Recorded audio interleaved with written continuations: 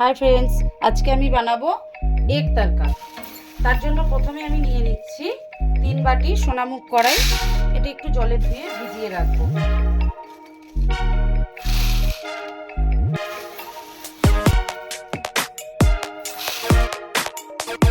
এক বাটি দিয়ে দিচ্ছি ছোলার ডাল। এটা আমি 4 ঘন্টার জন্য ধুয়ে ভিজিয়ে রাখবো। ভেজাতে দিয়ে দিয়েছি। এদিকে আদা রসুনটা পেস্ট করে নিচ্ছি। কড়াইটা ভিজে গেছে অনেকটা, দেখো ফুলে বেড়েও গেছে। এবার এটা 3টে সিটি দিয়ে আমি একসাথে দিয়ে সিদ্ধ করে নেব। মুগ কড়াই দিয়ে দিয়েছি, ছোলার ডালটা দিয়ে দিচ্ছি।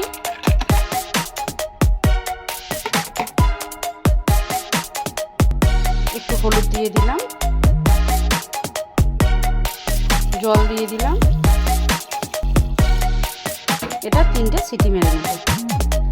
কড়া গরম হয়ে গেছে, দিয়ে দিচ্ছি সরষের তেল। একটু পরিমাণে বেশিই দেব।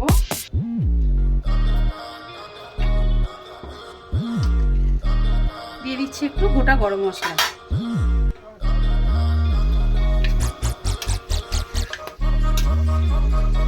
দিয়ে দিচ্ছি কুচানো পেঁয়াজ। পেঁয়াজটা একটু পরিমাণে বেশিই দিয়ে দিচ্ছি।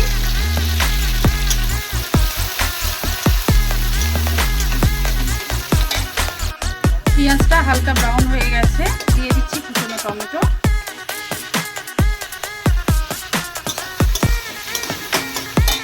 দিয়ে দিচ্ছি আদা রসুনের পেস্ট।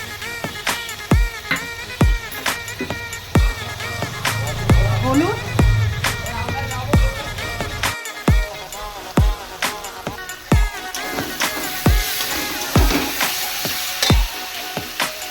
লঙ্কার গুঁড়ো,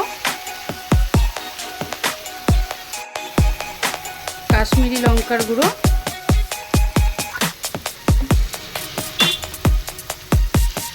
পরিমাণ মতো নুন। ভালো করে মশলাটা কষিয়ে নেব। মশলাটা তেল ছেড়ে দিয়েছে, এবার দিয়ে দিচ্ছি সিদ্ধ করা ডালটা।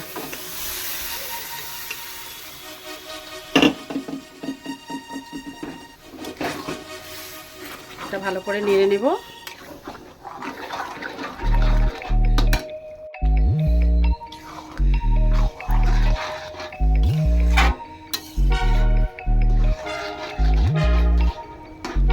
এবারে এতে দিয়ে দেব কাসুরি মেথি, অল্প একটু চিনি,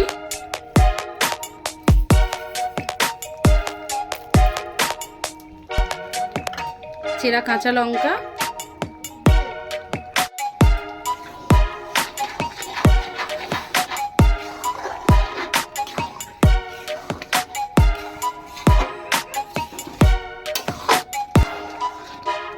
এবারে যেটা মেন জিনিস তড়কা মশলা, শাহি গরম মশলা, ঘি দিলাম।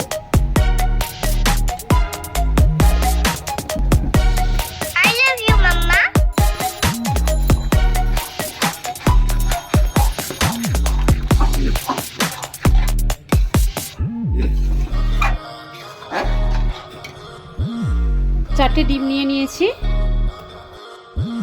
ডিমগুলো ফেটিয়ে নেব।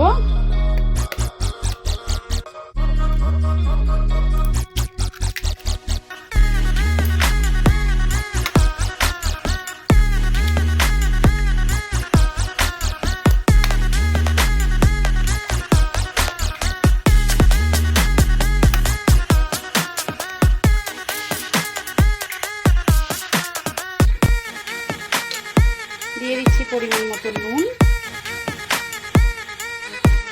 এটা ভালো করে ফেটিয়ে নেব।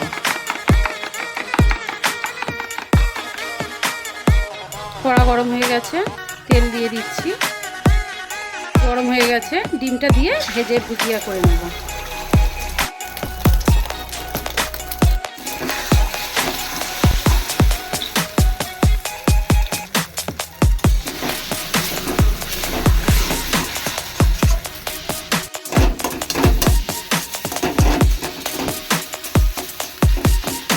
এটা ভাজা হয়ে গেছে।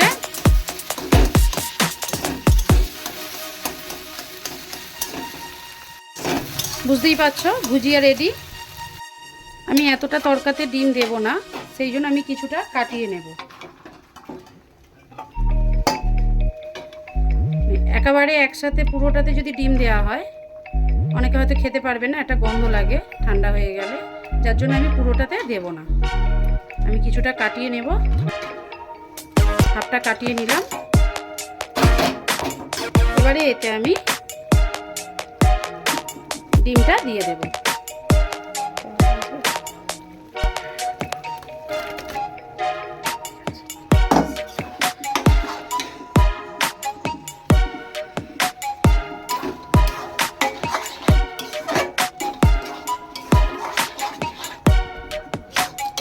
হয়ে গেছে, এবার নামিয়ে নেব।